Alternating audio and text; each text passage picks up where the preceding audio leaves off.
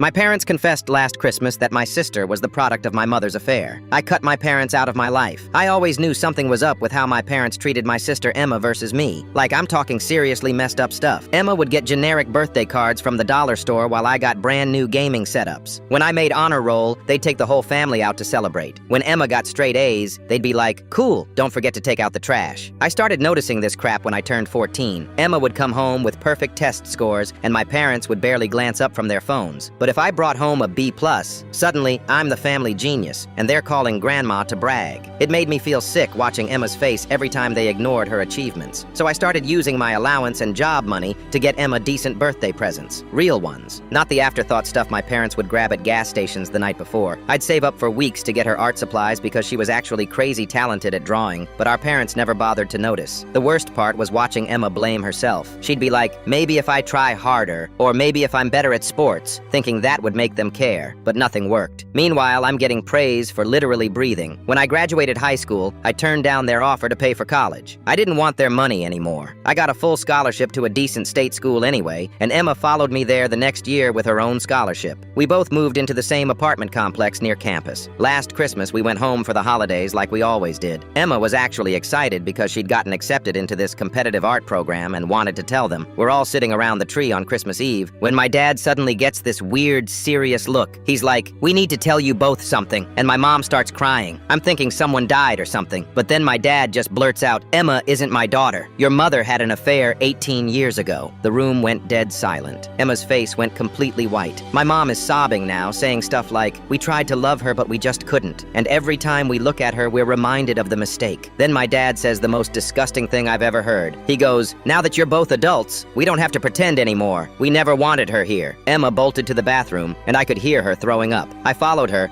and she was having a complete breakdown, saying she knew something was wrong with her, that she knew they hated her. I held her hair back while she puked and told her we were leaving right then. I marched back into the living room where my parents were just sitting there like they'd announced the weather. I told them they were dead to me, that what they just did to Emma was unforgivable, and I never wanted to see them again. My mom tried to grab my arm and was like, "But honey, you're our son. This doesn't change anything for you." I ripped my arm away and told her that Emma was more family to me than they ever were. We packed our stuff that night and drove back to our apartment. Emma didn't speak for 3 days. She just stayed in her room crying. I had to physically bring her food and water because she wouldn't come out. I called our school's counseling center and got Emma set up with a therapist. We both took the spring semester off so she could focus on getting better. The first few weeks were brutal. Emma kept saying stuff like, "No wonder they never loved me," and "I ruined their marriage." It took months of therapy for her to realize that none of this was her fault, that our parents were just horrible people who used a kid as their emotional punching bag for 18 years.